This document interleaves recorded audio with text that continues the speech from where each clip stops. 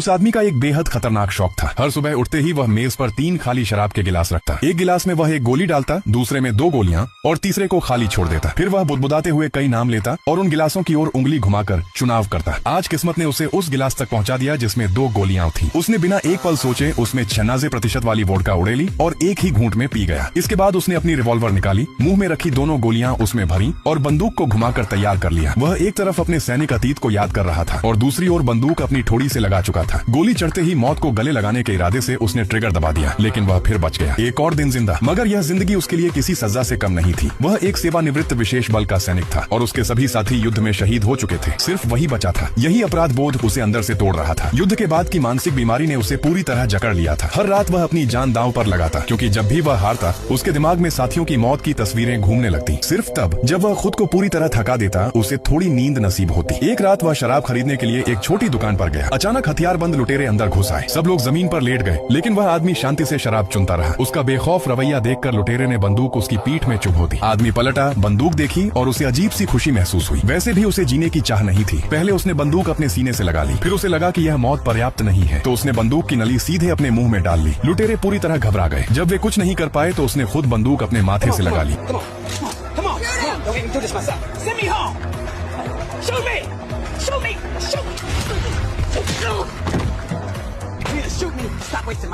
लुटेरों में से एक ने पीछे से हमला करने की कोशिश की, लेकिन पल भर में वह आदमी उसे जमीन पर गिरा चुका था। कुछ ही सेकंड में दोनों लुटेरे बेहोश पड़े थे। उसने उनके पास से छीने पैसे उठाए और दुकान के मालिक को लौटा दिए। घर लौटकर उसे लगा कि आज भी वही बेकार का दिन बीतेगा, लेकिन तभी एक फोन कॉल ने उसकी पूरी जिंदगी बदल दी। फोन पर बताया गया कि उसकी बहन को बुरी तरह पीटा गया है और वह अस्पताल में बेहोश पड़ी है। जब उसने बहन को देखा तो उसका शरीर मशीनों और नलियों से भरा हुआ था। वह समझ नहीं पा रहा था कि जो लड़की समाज सेवा करती थी उसे किस दुश्मनी में इस हाल तक पहुंचाया गया। पुलिस ने कहा कि यह सिर्फ लूट का मामला है, लेकिन उसका दिल मानने को तैयार नहीं था। उसने खुद जांच शुरू की। गरीब इलाके में जाकर उसे पता चला कि वहाँ के लोग अपराधियों के डर में जीते हैं और किसी बाहरी पर भरोसा नहीं करते। निराश होकर वह फूल लेकर अस्पताल लौटा। वहाँ उसने एक एशियाई नर्स को बहन को इंजेक्शन लगाते देखा। उसने उस पर ज्यादा ध्यान नहीं दिया। कुछ देर बाद उसकी बहन को तेज दौरे पड़ने लगे। डॉक्टरों ने किसी तरह उसकी जान बचाई। जांच में पता चला कि अस्पताल में उस नर्स का कोई रिकॉर्ड ही नहीं था। अब उसे पूरा यकीन हो गया कि इसके पीछे एक बड़ी साजिश है। दोबारा घटना स्थल पर जाते समय उसकी नजर एक घबराए हुए युवक पर पड़ी। वह उसका पीछा करता है और देखता है कि उस युवक के गले में उसकी बहन की चेन है। गुस्से में आकर वह उसे पीट देता है। युवक चाकू निकालता है, लेकिन उसे समुद्र में फेंक देने से पहले पुलिस आ जाती है। गलतफहमी दूर होती है। पता चलता है कि वह युवक उसकी बहन के साथ काम करता था। चेन बहन ने ही उसे दी थी ताकि उसका दिलासा कर सके,